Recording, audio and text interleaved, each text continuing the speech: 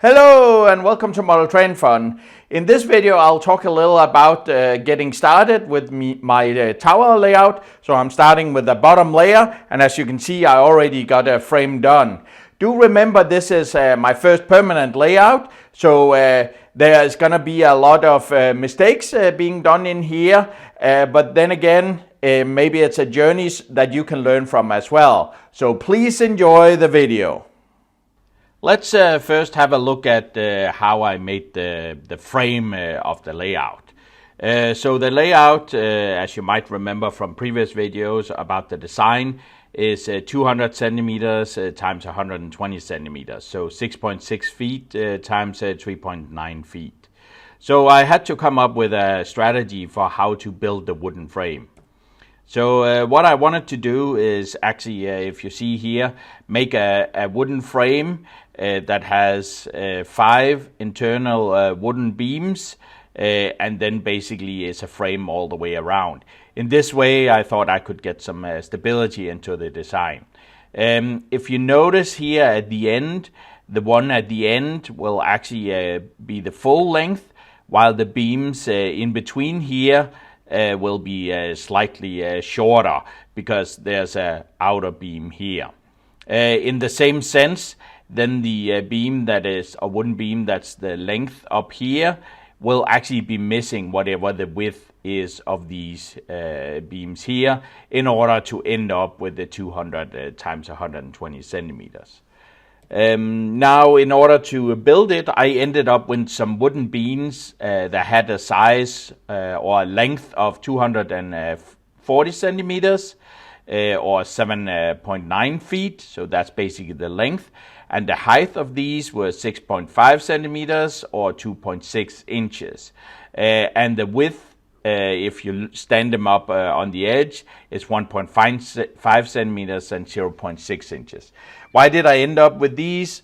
Well, I didn't really have much of a choice. When I went and looked at where I could buy some wooden beams here in Abu Dhabi, they were either too big or too small, so these seemed like a decent wooden beams that had a, let's say, a sufficient height, because you need some height to hold the weight on top, and they had a decent width as well. So if we go back to the drawing here, I basically filled it in, so you can see here the width is 1.5 centimeters, and then you can start calculating by putting in for all the other beams how big they should be. And that would end up with, I end up with 2 beams of 197 centimeters, 2 of 120 centimeters, and 5 of 117. So the 120 are the 2 here at the end, and the 197 are the 2 here at the sides. And then basically within we have the 5 of 117. Now when I had this, I could basically calculate. So here you see the wooden beams I need, and here you see the length I had, and then I basically made a simple plan for each beam. I had 6 beams. How did I need to cut them into the beams here? Now let's go and see what is it actually I ended up with. So as you saw before, the idea was actually to make a frame where we have the outer wood, and then we have 5 crossovers here. As you can see, I actually ended up with 4. How come I ended up with 4 instead of 5?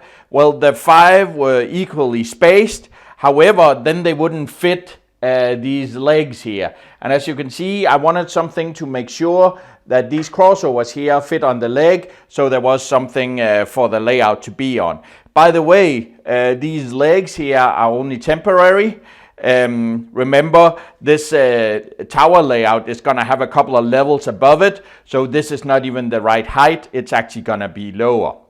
However, what did I learn when I made this?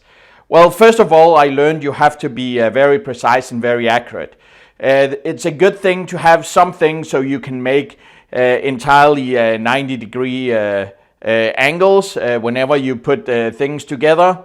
I also learned that wood is not necessarily straight.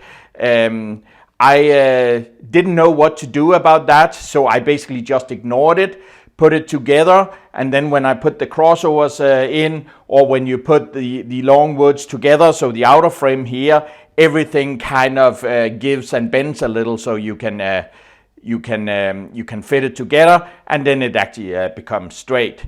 I have screwed all the wood pieces together, but they have not been glued. Maybe I should have glued it because then it would be stronger. However, I know this is a temporary permanent layout because I live in a hotel room, so sooner or later I have to disassemble it again. So I thought maybe not put glue on for now. With respect to the thickness of the wood, I told you before what the thickness was of the wood I ordered. Looking at it, I think it's decent. Maybe if it was a more permanent layout, I would actually use something a little thicker, I think, just a little thicker. However, the benefit for me here is, well, it's lightweight. So I can basically just take it and I can move it around in my hotel room. So that actually has a benefit as well. So the stronger you make it, the heavier it will be. The lighter you make it, then there's a higher risk for actually damaging it. Now, would I put in more crossover beams in here in the wooden frame? Perhaps. I think I will discover that as I go, although I have to be able to not wait too long, because when you start getting everything assembled, then it may actually be too late. I suspect over here in this corner where we'll have the mountain, so remember the train station will be over here, the mountain will be in this corner. The mountain will actually go up till about this height here, so the level above is 60 centimeter above this level here. So that actually means that there would be something heavy over here, and I have to figure out how to construct the helix inside the mountain as well. So maybe I will make some more support in this area. I don't know.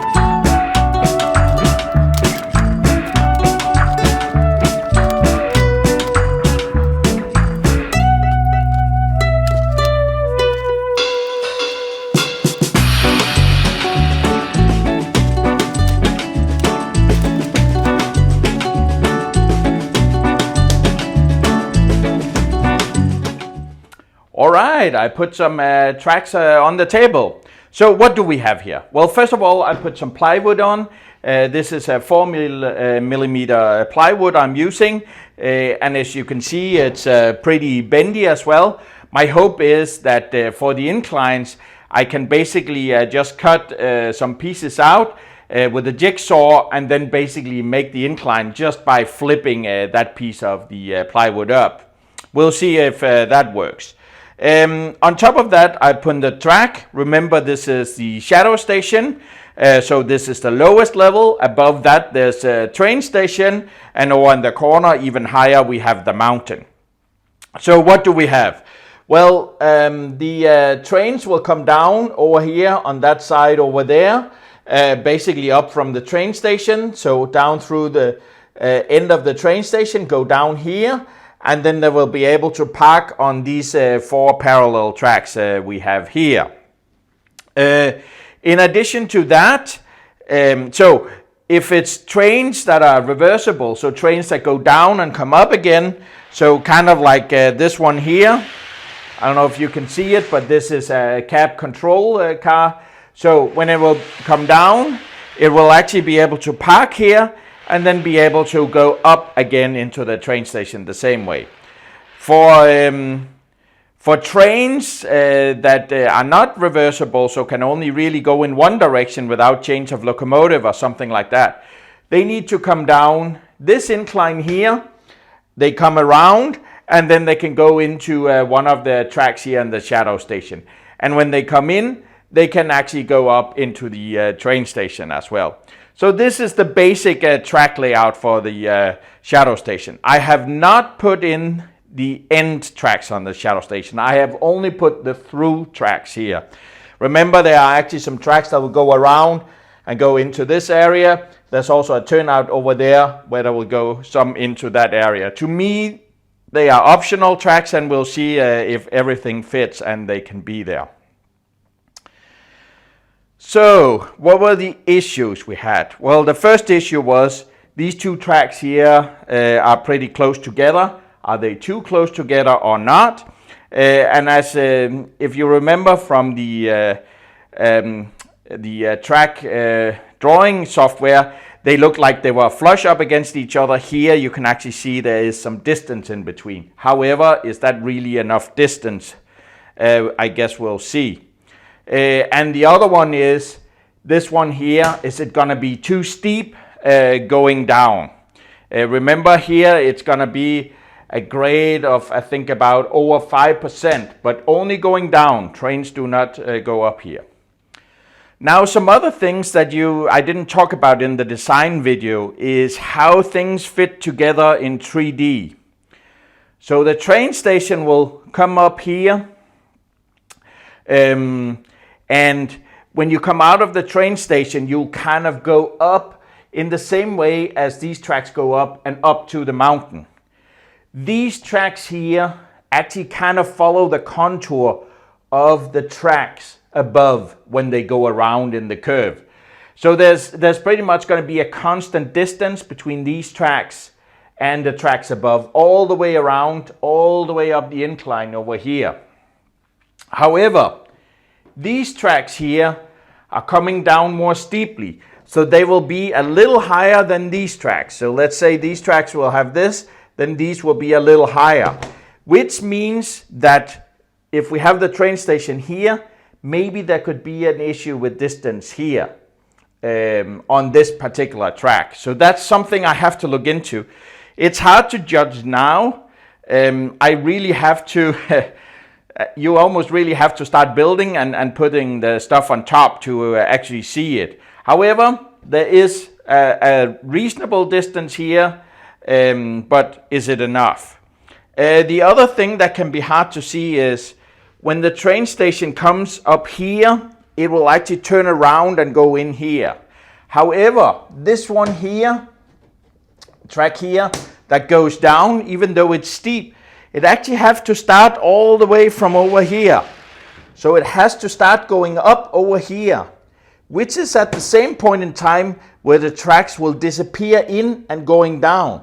So I suspect about this distance here, they will be awfully close to the tracks above. So is there enough room? So that's one spot, and that's one spot over here. Is there enough room? The other thing I have to be mindful about, and you see now the track can yield, so it can be a little difficult to see here. How close is this track to this track? Like over there, where there's a certain distance, if I look at the track diagram, these are actually pretty close. And I want to make sure that when trains go down at the same time here, they don't hit each other over here. So that could also be an issue.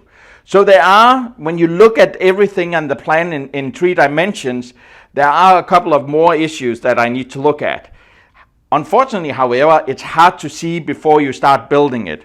The good thing is I got several of these plywood sheets, so I can try and cut it out, and then we can see if it all will work. If it doesn't, well, maybe I'll have to change everything. Now let's look at the distance between these two tracks. And you can see over here, I have a car on here. You can see when it's on a curve, it sticks out. So it basically sticks out here in this end, it sticks out in this end, and then on the center here. And why is that? Because the bogies are here and here, so it will stick out a little. So we can see over here, it actually sticks out and gets close to this track here. However, I do suspect that when I want these tracks to be parked here, I don't need to go out on the curved piece because there's enough distance track that way. So it's probably only here. So when the train comes in, it will probably go in here, and you can see when it passes here, there's actually already a good distance here to the other track as well. So you see there's no chance that these two will connect. Now when this one parks, it probably needs to go in at least in here. A little unsure if you can see it on the camera, but it's way over here, potentially off camera. So in that case, when this train here comes in, you see it's not till out here that it actually turns or is on a curve and swings out. When it gets in here, they are actually perfectly parallel. So this end looks good. Now how about the other end of the track? So they are close together here, and then they both go into a curve here. So could I have an issue here? You see when I have this train here, it sticks out to this side here. I don't mind too much about this end or this end because it swings out to the other side. But the center of this car gets closer to that one over there. In the same fashion, when this one goes up here, you can see it swings out here, and you can see it gets close here. So do I have a problem or not? Well, let me try and put this. So this is probably where it sticks out the most here. And you can see here when it goes up here, yes, it seems like I have a problem. Here is 1 millimeter or so. And by the way, these are not my longest cars. So in truth, I should have found some other passenger cars. These are not my longest cars, but there is a millimeter here. Is it enough so it won't be a problem? I don't know. I think I will have an issue here. So this is something I have to consider. Maybe one thing I can consider is, can I even just, C-tracks are flexible. See, now I pushed it. See how much space I actually got there. So maybe I got enough flexibility here in the track, so it doesn't matter. Then again, maybe I have to redesign something here. Maybe start this curve, maybe just going a little in, not a full curve, but just a little, go a little straight and then turn. However, I don't have much space because this track here needs to fit between this track and this track. So I guess first I'll try and see if just tweaking and moving the track a little is okay. However, when I move the track here, will something happen on the other side of the layout? So far it doesn't look like it. All right, I got started on my tower layout. I put down some tracks, so I already have the first track down. No trains running yet though. I made the frame, I put on a baseboard here of plywood, and I put down the track so I can see how everything looks. I haven't showed anything of how I actually really built and the woodwork I did, because quite frankly I haven't done any woodwork since elementary school. I'm definitely not a carpenter, and there's a lot of trial and error. However, I actually succeeded okay so far.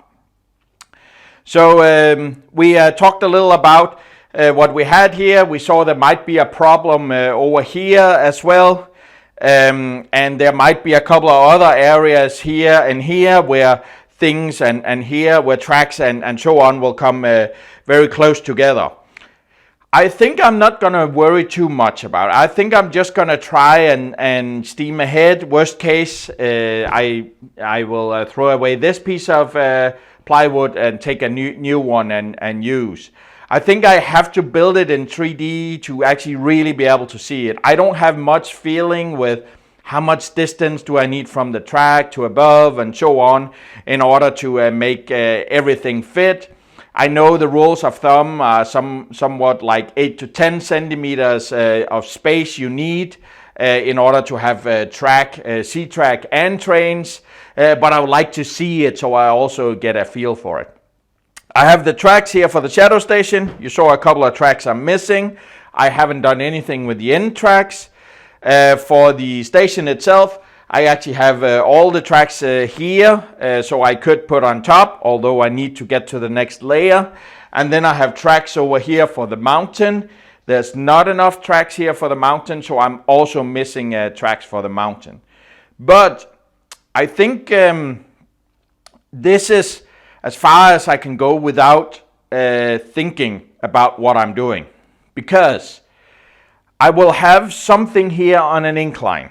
I'll have something right above it on an incline as well. So there'll be tracks here, there'll be tracks here, and they're going in parallel on top of each other. So I have to make some construction here such that, because I cannot just put pillars such that it will cover the tracks and the shadow station. I have to hold something above the shadow station in order to have it here. I don't necessarily want it out on this side of the layout, because then it comes outside the layout. If I put it in here, I'll have to, there'll be troubles with the track, so I have to figure out how I construct this.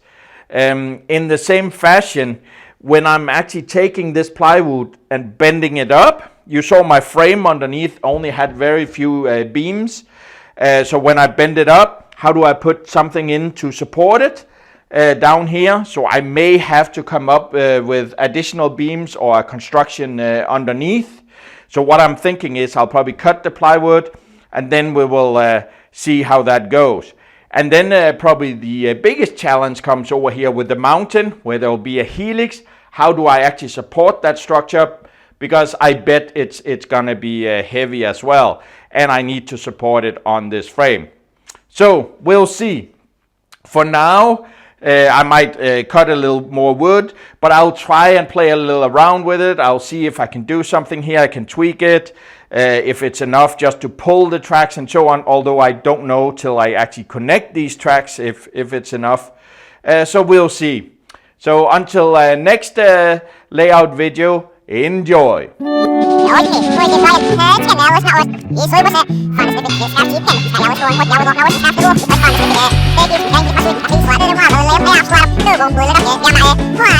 Isot